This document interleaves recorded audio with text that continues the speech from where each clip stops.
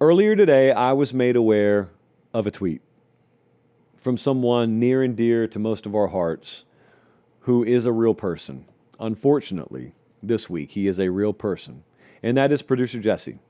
Producer Jesse went to Penn State, loves Penn State. You cut him open, and you don't have red all over the carpet. It's blue and white.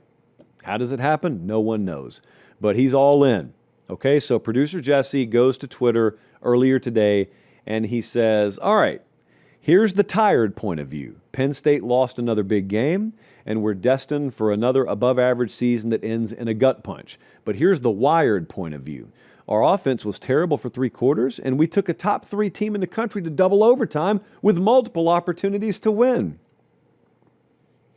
So, as you can see, they're going to let it happen to them again. And it's time to do a good old-fashioned Penn State mood tracker around here. I went over to Blue White Illustrated earlier. I just wanted to see what Sean Fitz and the boys were talking about over there. I wanted to take the temperature. And there are some folks who were out. There are many more folks like Jesse. There are many more folks who have won plenty of bronze medals. They've even placed silver a few times. Gold has eluded them. But that doesn't mean you ever stop chasing. So I had Jesse get out of his chair today, and I had him go sit on the couch for a little while. Because as you know, I'm a licensed therapist. I'm not. And I had Jesse describe his mood to me. And he started going down these really, really long, rambling, incoherent sentences. And I said, no, no, no. Use your big boy words, adjectives, one word at a time. Describe how you feel.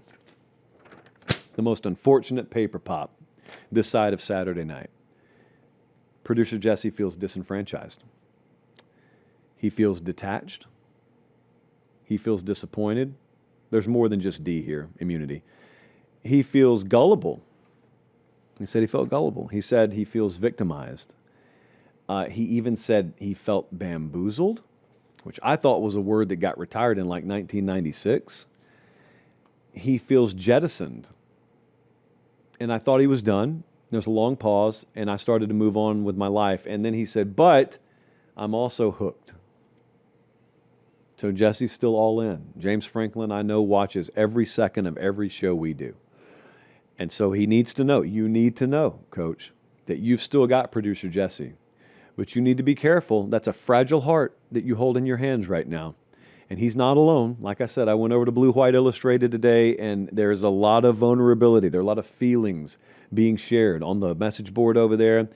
And, of course, there is a cure, and it's called UCLA. And fortunately, I think it's the best time to get out of town and fly 19,000 miles across the country. Go over there tomorrow, for all I care. Spend as much time away from home as you can right now. It's good to get out there. Get your little sunburn. Okay, go stroll the beach for a little while. It's UCLA. You'll be fine. Just show up on time on Saturday. You'll be fine. I have a theory. You want my mood on Penn State? I've got a theory that I stated as soon as the game ended, and we talked about it on Sunday night. My theory about Penn State football is a new timeline started the moment that game ended Saturday night.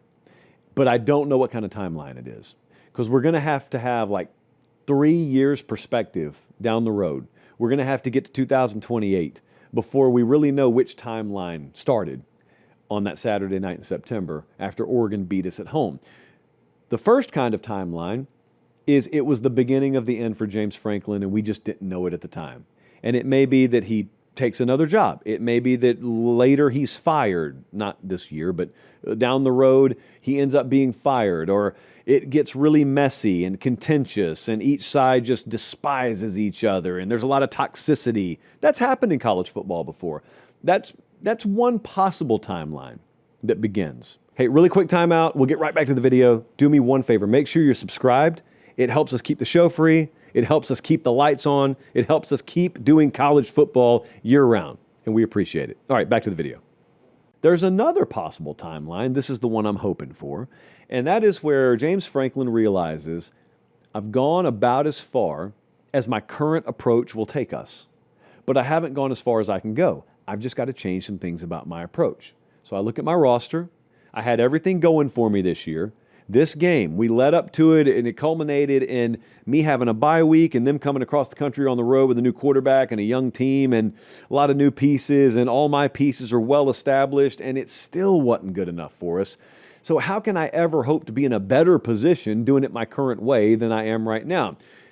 Which de-incentivizes that and incentivizes doing it a new way. And my hope is that the new timeline that began is one that maybe changes, just degrees of change here and degrees of change there with the way James Franklin goes about running the Penn State football program that will ultimately yield a better result with a higher ceiling than the one we've seen so far. It's crystal clear. There's no more defined ceiling in college football than James Franklin currently has at Penn State. They just bang their head against it every year. So there is no more defined ceiling. He may disagree with that, but the results speak for themselves. So my point is that doesn't have to be James Franklin's ceiling. You got to change some things, okay? If you eat the exact same thing every day and you look the exact same way in the mirror, that doesn't mean you're incapable of looking different. You've just got to change something about the diet. You got to work out a little more. You got to take this away. You got to add this.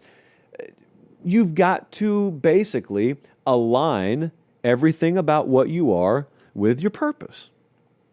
And just do it a little better, do it a little different. Either way, a new timeline started the other night. And one thing to keep in mind, just as it relates to this year, okay, there's only so much you can change about yourself this year. I listened to his press conference either today or yesterday. He said all the right things, and he's right. It's a long season. Really, in the grand scheme of this year, all they've done is lose a conference game in overtime. It's not the worst thing in the world. I know all that. I know all that. I think we also know that this was a very different game. This was not just one game. Yeah, in the conference standings, it's one game. It represented a whole lot more. It was symbolic. It was like Boss Man getting hung at WrestleMania 15. It was symbolic. Michael Cole yelled it 1,000,000 times. Like there's a guy just dangling there from the ceiling. Seems pretty evident that that's the thing, but he kept yelling, is this symbolic of something? Well, symbolically, that loss was a whole lot more than just a loss. And let me use another late 90s pro wrestling metaphor. You remember King of the Ring 99, Jesse? You remember that main event? Ladder match, Austin versus the McMahons. Remember the briefcase? Austin's within reach, and then someone just yanks it up there. That's what it feels like right now. That's what it feels like for Penn State. But how many elite teams are there in the country this year? Because this is what they're kind of having to bank on right now. Penn State's not an elite team, but they're a really good team. There are not many teams that are better than Penn State. Because, like even in a down night the other night, like he said, they took Oregon to overtime. What you don't know is how the rest of the year is going to play out. You don't know what injury could do to other teams. You don't know that Penn State, even in their current state, may not be close enough to where +3 turnovers in a game may be all the difference in the world. I don't know if they couldn't go on to win the national title. I think their limit is below that of a national title. I think that. But there's no unequivocally elite, better, above and beyond type team. There may be by the time we get to December. They may go to Columbus and lose 38-10. But they're going to be really competitive. So I'm not saying tap out. Jesse, stop. Don't tap out. But, believe but demand. I think that's the best approach right now.